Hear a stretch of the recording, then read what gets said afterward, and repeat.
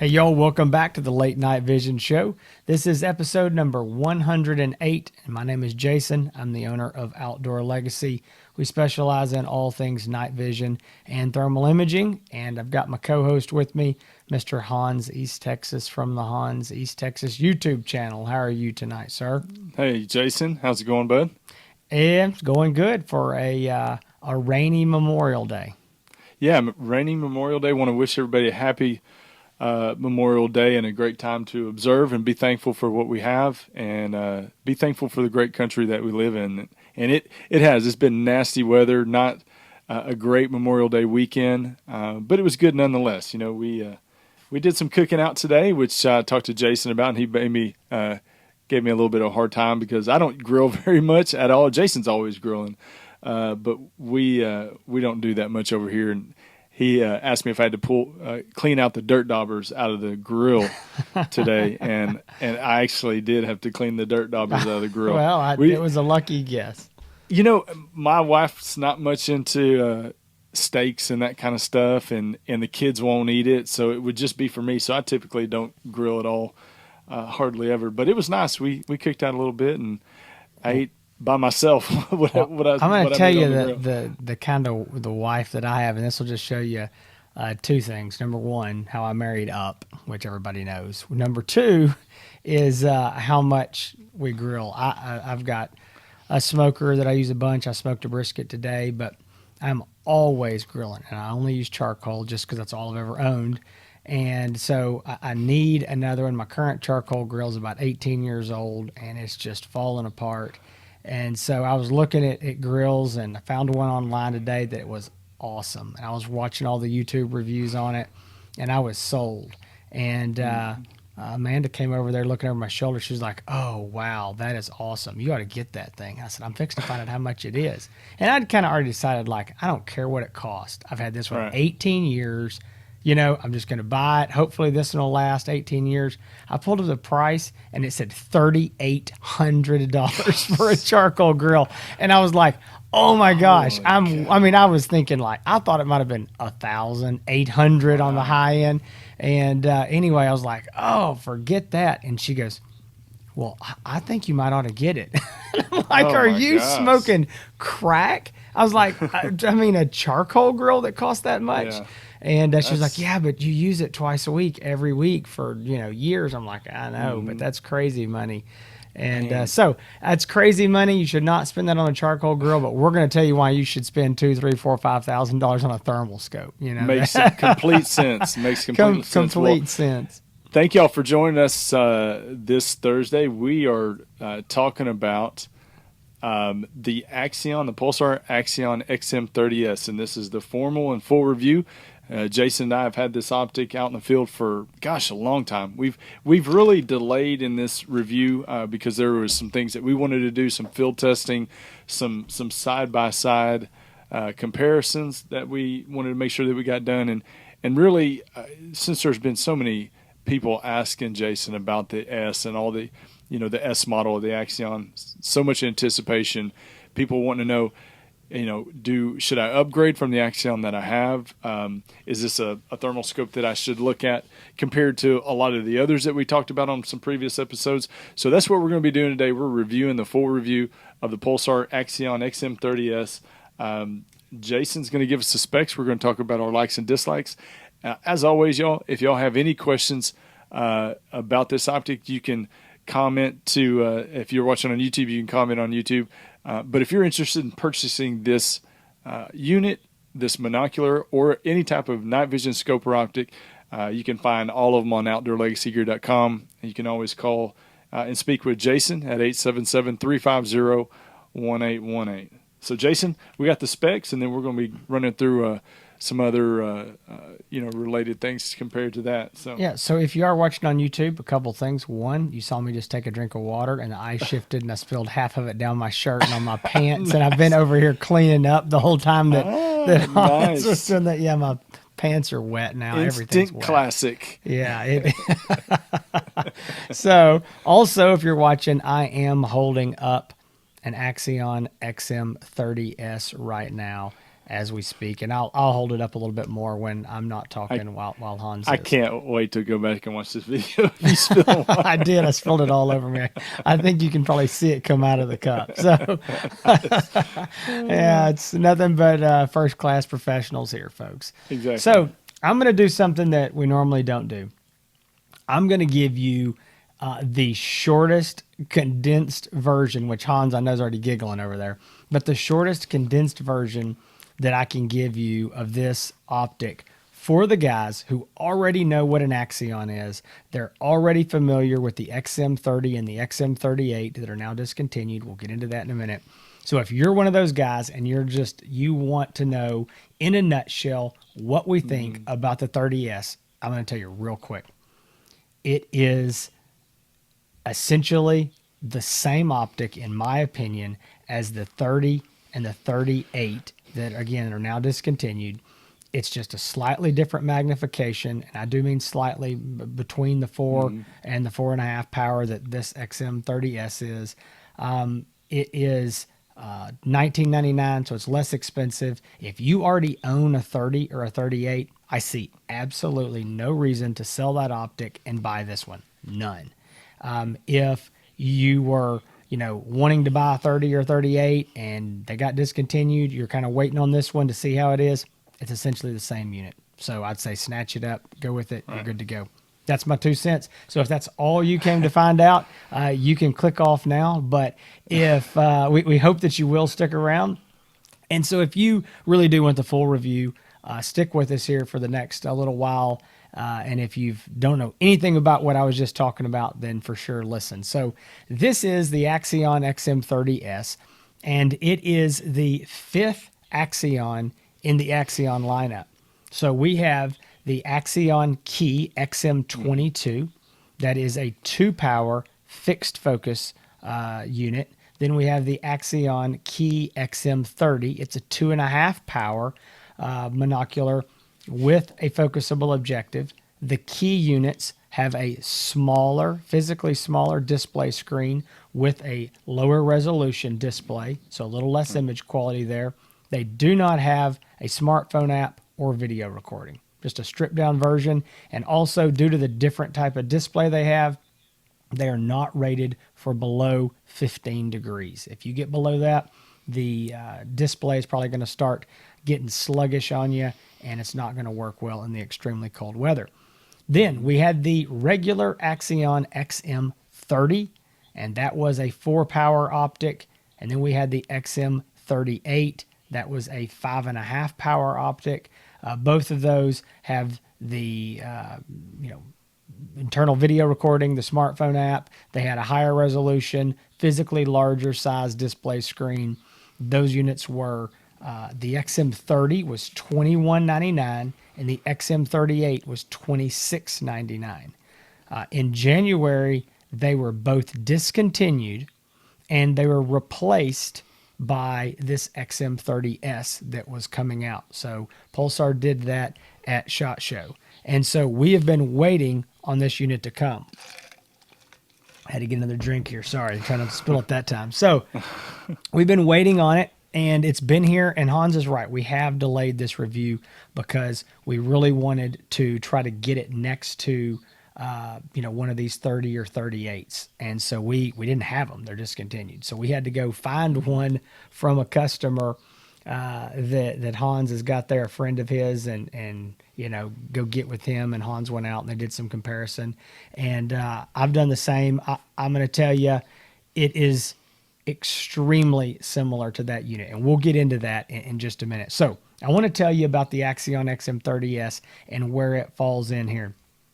The price is $19.99. So if you're listening closely, you already see that it is less expensive than either one of those. The 30 was $21.99, the 38 was $26.99. So significantly less expensive. And the claim to fame on this unit is that it was going to have a better, newer display screen. And we'll get into that, but it is a 1024 by 768 AMOLED display, which is on paper exactly what Pulsar said that the original XM30 and 38 had. It is a 4.5 power base magnification with a 4 times digital zoom, taking it up to 18 power.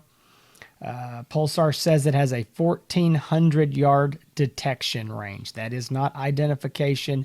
That is detecting that there is heat out there, and that is usually in their specs is defined as a 5.5 to 6 foot tall target standing up. So that would be basically like a human standing up out there. Would probably be less than that on a smaller animal like a coyote or a hog or a deer. It does have video and audio recording. It does have the Pulsar Stream Vision app that you can put on your smartphone. It is rated, because of this AMOLED display, down to negative 13 degrees. It is an IPS 6.7 rating. That means it is fully waterproof, submersible to 3 foot for 30 minutes. It weighs about 9 ounces, actually a little bit less. It takes a APS-3 battery, and that battery, I'm going to hold it up here if you're watching. It is a proprietary Pulsar battery. They run about $99. It does come with one in the box.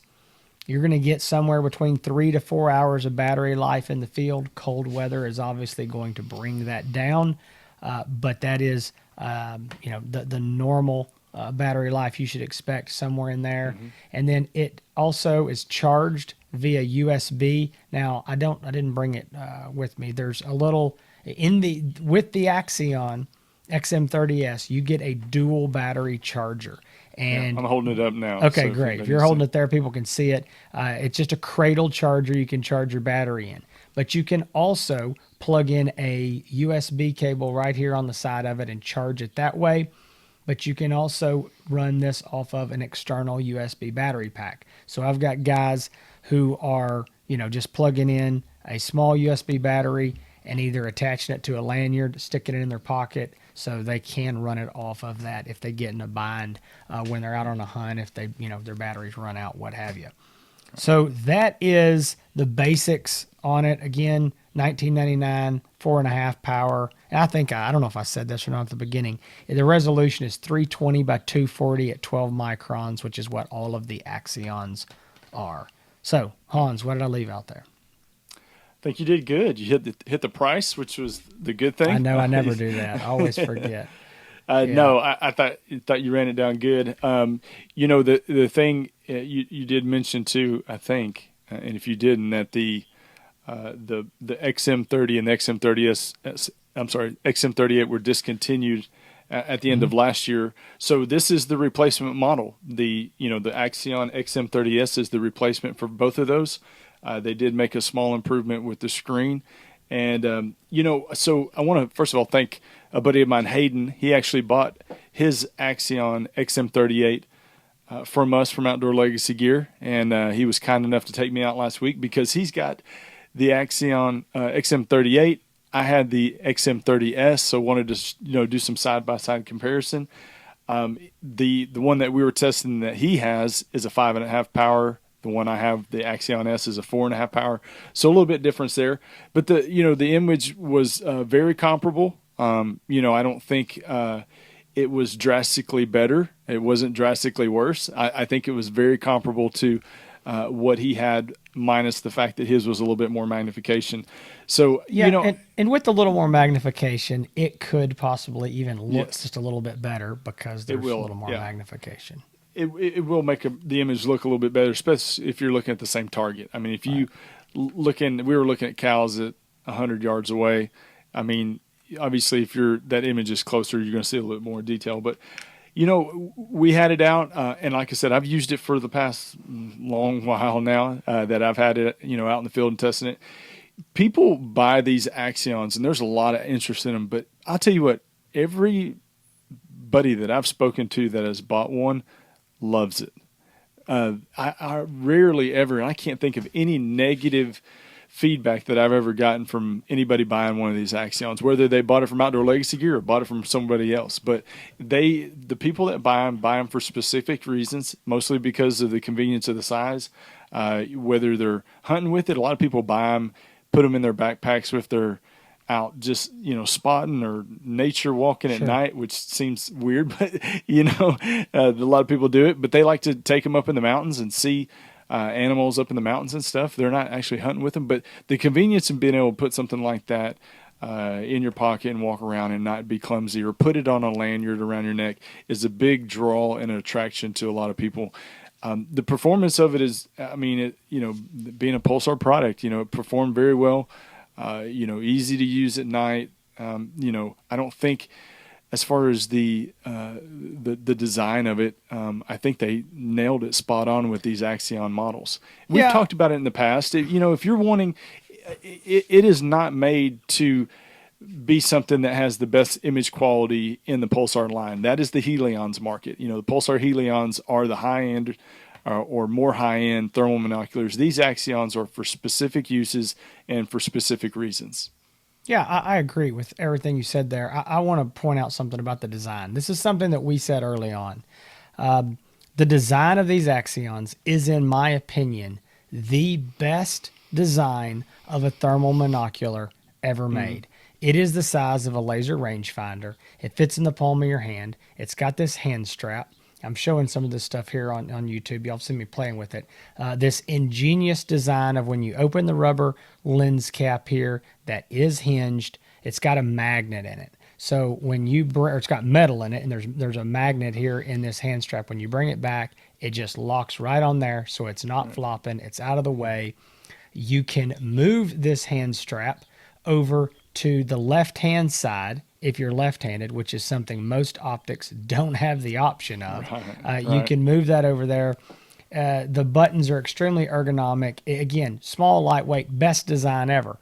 But as Hans said, this is not a replacement for a high-end, something like a Helion that starts at $3,000 and goes to $4,000. These start at $1,200, and now they go to $1,999 to $2,000. They're a bargain for that price. They're a great optic. I'm going to tell you something. When you hold this thing and you get it in your hand, this thing is legit. I mean, it is a very nice unit. This thing doesn't feel cheap. When you hold it, you're holding something quality, a European optic, which is exactly what it is. And so, yes, I want to say, and Hans said these serve a specific purpose, and I want to say what that specific purpose is kind of before we even, get into more.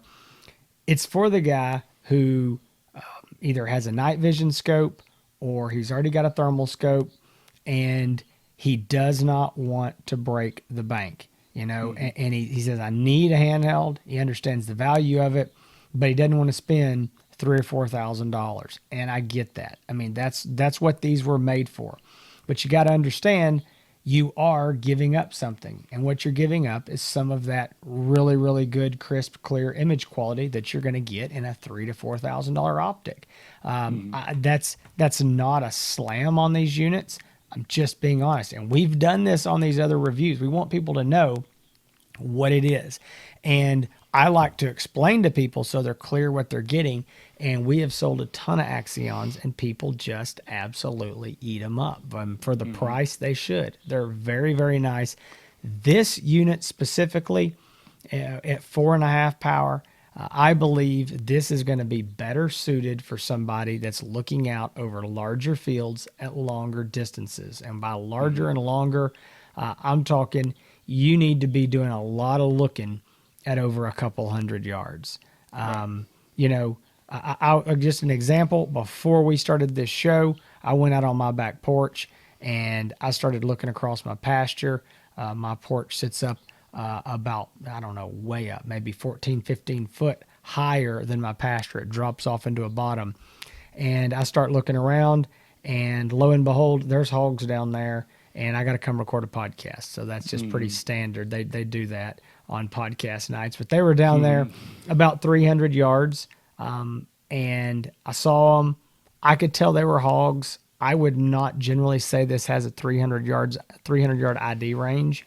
I would say normally, what do you say, Hans? 250. Yeah, 250 is a safe conservative, I think, ID range for this optic. It is. If you have experience, you'd look down there and you'd see those hogs just like I did and say, yeah, those were hogs. I mean, there were several of them. It was, pretty easy to tell, but they weren't well defined and sharp, crisp edges. It was also bad conditions. It just quit raining. So, but with that said, I'm scanning around, and because you've got a limited field of view with a lot of magnification, I catch something as I'm about to, put the optic down with my eye, and right down there at about 70 yards, maybe less, maybe 50, there is a whitetail doe standing there about to get in my garden.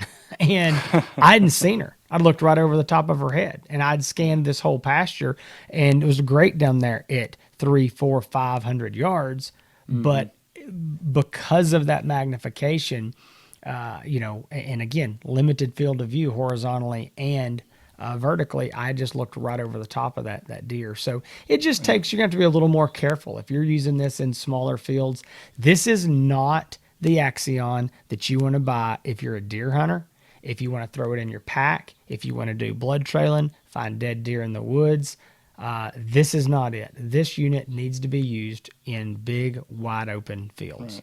Right. Yeah, I completely agree. And we took it out, and we had several hundred acres of field to look across, in some stretches, maybe 800 yards. It is. I think you're exactly right when you talked about this is somebody, that's coyote hunter, hog hunting, and they're trying to look across fields. It's great. My buddy that has the XM38 has a lot of properties that are, they run cattle and cut hay. They've got a lot of wide open fields. He can basically drive into the front of the gate, look across the whole entire field, see if there's something there, and then move on down to the next spot. So it works out perfect for him. And, I think that if you are looking for something that you can see from further away and see if at least if there's something out there in the field that shouldn't be there. I've always been, the Axions, when they came out, they were something that we were really intrigued by, just from the pure size of it. But the Axion XM30S, I think, is a great replacement. If they did have to discontinue too, I'm glad that they went with this one. The price is lower. It's the magnification's a little bit lower than the high end or the higher end XM38. And I think it's now there's only 3 Axion models. I think is there 3? That's right. Yep. And you got your choice. Either you can have a key model with 2 different key models with lower magnification. Or if you need a higher magnification Axion, you have your 4.5 power Axion XM30S. So you've got some choices there. And I think they're, sometimes we get in trouble when we say budget friendly at $2,000. But, it is compared to a lot of these other thermals on the market. It is. And it does have, I'm sitting here just thinking, I don't know if I said this, but it does have a focusable objective lens. This is... I don't want Hans and I to sound lackluster about this because we've given you all the what it's not and what it is, but we like people to know, and we want people to be informed before they just buy this, because a lot of times people, you haven't had the opportunity to look through it, and we get that, and we just want to make sure you understand the magnification issue, because for us, what we personally are doing on the fields that we hunt here in East Texas, it's just too much magnification for us. Now, again, I've had guys that, we talk about that like on the Thermion XM50 that's 5.5 power. It's too much for us. But we sell those things, and I've got guys that call me like, I could tell y'all didn't like it on the review, but it's perfect for me. And, it is. And so we try to, we want to be sure, though, that And we have sold a lot of these things. I've sold the XM30, the 38, this 30S. We've sold these to guys in East Texas who love them. But they know what they're getting before they get it, and that's all we're trying to do. I think that for $2,000, $19.99, it is a bargain. I mean, you think about it. Yeah. The XM30 was $21.99, and this unit is the same thing with a 0.5 power more magnification, and it's $200 cheaper. It's $700 cheaper than the XM38. So it really is. Now, one thing I want to talk about for folks that again aren't familiar, I've taken this battery out 2 or 3 times and shown on here, but the battery, you do have to have, this is an APS-3. Pulsar also has an APS-2 that's a little bit shorter. That only works in the thermions. It does not work in this unit. I've had some guys that get confused on that. If you're going to buy one of these, you need an extra battery, you have to buy an APS-3. And battery life is decent. As I said, 3 to 4 hours. I think that's very conservative and reasonable. Also, one thing, I've been sitting here, I didn't want to look at this while I was looking at the camera, trying to figure out which way the battery went in. You can turn it till it falls in, but they did put, it's pretty cool, they put a little dot on it, and they put a dot on the scope, so you can line that right up and drop the battery in. As we mentioned, it does record video. You can pull those videos off by hooking this USB cable up to your computer. It does have the Pulsar Stream Vision app, and that's something that my personal opinion is not the greatest, especially with an iPhone. Sometimes it works well, and then iPhone will do an update, and it won't work as good, and Pulsar will fix something. It's kind of been back and forth. I don't ever use the app personally for anything except to install updates, which this optic is updatable through the app. You can, if Pulsar puts new firmware updates.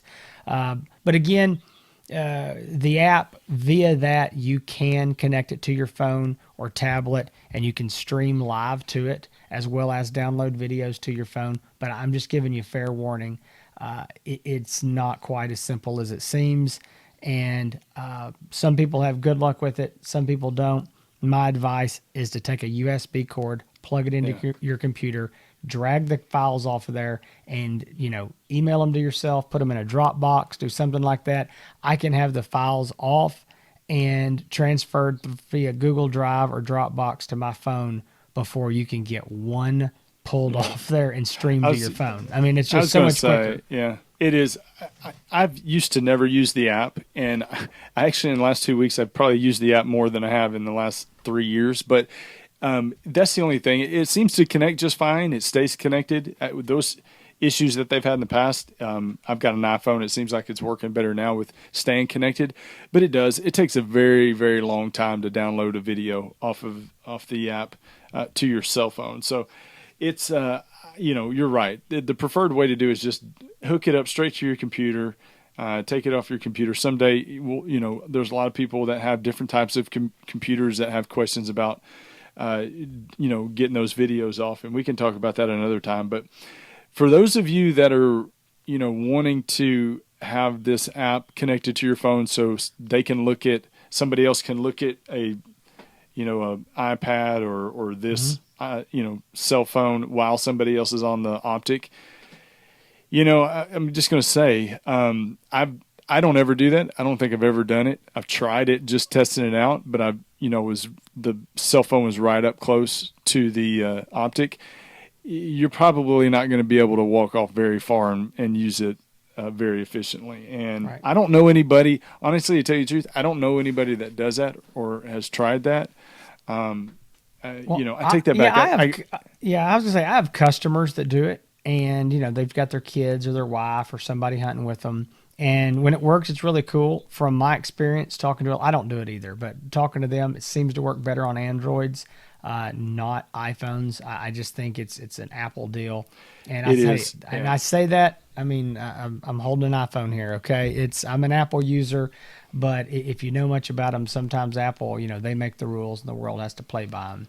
And there's so much more. Yeah. They're very locked down. Security, just from dealing with other things and with other apps, there's so much more security that goes into the Apple iPhone, and being able to work with some of these apps. It's crazy, and it's like they keep moving the goalposts and things keep changing. So it's hard to keep up with compliance on some of these apps with the iPhone. But like I said, the best way, if all you're wanting this for is just to get videos off of the unit and be able to share them, whether it be social media or YouTube or whatever you're doing with it, the best thing is hook it up straight up to your computer.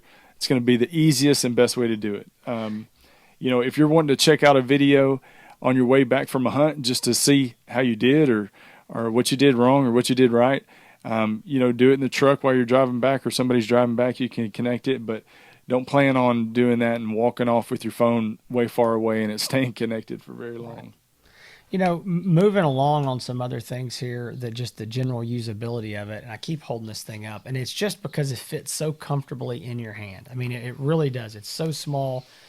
Most guys end up, I should say most, but I mean a lot of guys end up putting these on a lanyard, and you can either hook that lanyard around this hand strap, or you can come over here, and I told you that you can move the hand strap to the other side. Well, in this housing, there's some little slits where this hand strap can be moved.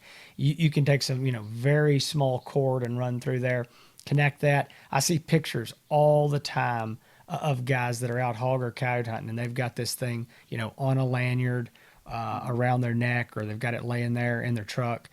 That is a good way to use it. It's also small enough that if you're wearing a coat, any type of just a normal jacket or even a hoodie, you can absolutely stick that in that front pocket. I'll tell you this, if your pants aren't too tight, you can actually stick it in your pocket. I wouldn't advise that as the normal way to carry it. It's a little uncomfortable, but I have been out, testing optics, had my hands full, and been able to cram this thing down in like a back pocket, or if you're wearing a little looser jeans, a front pocket, no problem. And that's just something you're not going to do with any other monocular like this, of this quality, to be able to, that small, that lightweight. Again, we're talking, I think the official specs say 8.8 ounces. So, under 11, 12 ounces, this thing is small. It is just a really, really nice optic. One thing I didn't mention was that it does have different color palettes in it. I know that's one thing that some people like to do, is to play with the, like the red hot, whatever they call it, the different ones. Generally, I'm going to use white hot and black hot, but sometimes on a monocular, I'm a little more willing to play with them. I probably won't keep it on there. On a thermal scope, I'm always going to be on white hot or black hot for shooting. I just find it less distracting. But I do know I've had a lot of guys tell me that for quick spotting, there are some of the color palettes that they do prefer on these handhelds. So that is an option in there, because it does have the full color display screen. I'll say something else that they have, which is kind of strange. I don't use it at all. It's in all of the Pulsar handhelds, but it has the picture-in-picture function. And I have people tell me they use it. Now, Hans and I love that feature in our scopes. And if you don't know what it is, it's exactly what it sounds like, picture in picture. So when you enable it, it puts a little small postage stamp size image up on the top of your screen, and it's cropped around the center of what you're seeing in your display screen, but it's zoomed in. So on this unit, if you're at 4.5 power on your base magnification, when you enable picture in picture, it'll be at 9 power, which double your base. And so it gives you the still wide, full field of view at your best image quality. And then it gives you that little small image, the little window that you can put over the animal and, try to get a better ID on what it is, again, without zooming up the whole optic. So it's kind of a neat feature.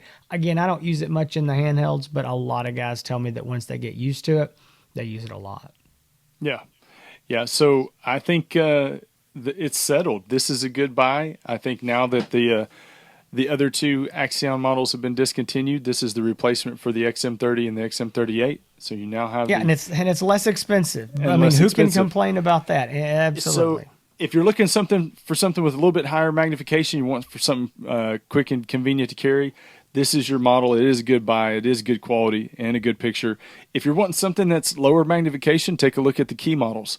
And you can always find that again on outdoorlegacygear.com. You can always call Jason or I at 877-350-1818. Thank y'all for checking out the show today. This has been the full review of the Pulsar Axion XM30S. We need to do a counter how many times we've said that during the show. A lot. It's been a lot.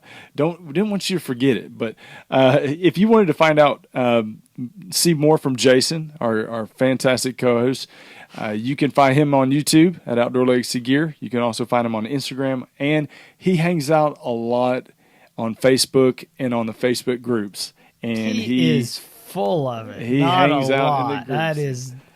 You will find him in some forums too. The Texas Bow Hunters. I know you hang out in there a lot. I stay there more. Yeah. You are a sponsor on that forum. Mm-hmm. The Texas Hunting Forum. Well, you and I have we drop in and out of there from time to time. But also, let me let y'all know this. We have a fantastic website, the LateNightVisionShow.com. You can find all of our past 107 episodes on that website, and it's got everything you want right there. They'll have a lot more, hopefully, pretty soon. We need to get on there and do some more, updates on that thing. But you can, if you want to try to find all of our episodes, go over there and find it there.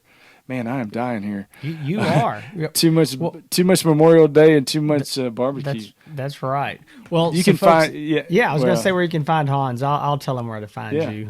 They can go over to Instagram. Now, this guy hangs out at Instagram, and see if you'll go and you'll look at the Outdoor Legacy Facebook page, the Late Night Vision Show Facebook page, the Outdoor Legacy Instagram page. See, I manage all those, and if you'll look, there ain't much going on. Yeah. You go over there and look at Instagram at the Late Night Vision Show or Hansi's Texas. He manages those, and you're going to see lots of stuff happening. Yeah. So that man is doing his job. So if you want to see all of Hans's great kill pictures and gun pictures, if you like black guns and thermal optics, go check him out on Instagram at HansETX.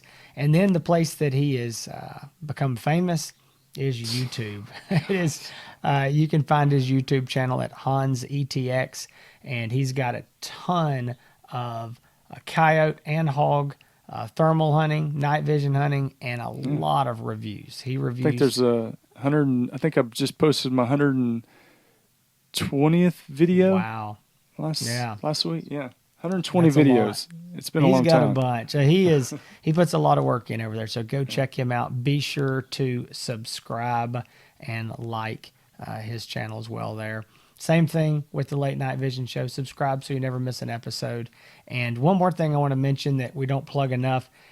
Go to outdoorlegacygear.com and look up at the top. It doesn't matter if you're on mobile or if you're on a desktop. And click on the link that says blog, B-L-O-G. Mm-hmm. And what you're going to find there are some excellent written reviews of thermal optics, night vision optics by our pro staff writer, Colonel Chester Cupp. He's a retired U.S. Army colonel. And Colonel Cupp has got some great reviews on there of a lot of new optics. He's got more reviews he's working on right now, and those will all be posted there. You can also go over to his own personal blog where he's got more stuff. It's called theolddeerhunters.com. He's got a lot of reviews of stuff besides even just thermal and night vision. He's got 6.5 Grendel reviews. He's big into those. He's got some different AR reviews and daytime optics. So go check him out as well. But as always, folks, we appreciate y'all coming back every week. If you're a first-time listener, just be sure to subscribe and come back next week because, good Lord willing, we will be here again with episode 109. So thanks for coming. We hope that you had a great Memorial Day. And as always, stay safe in the field and keep making those bacon pancakes.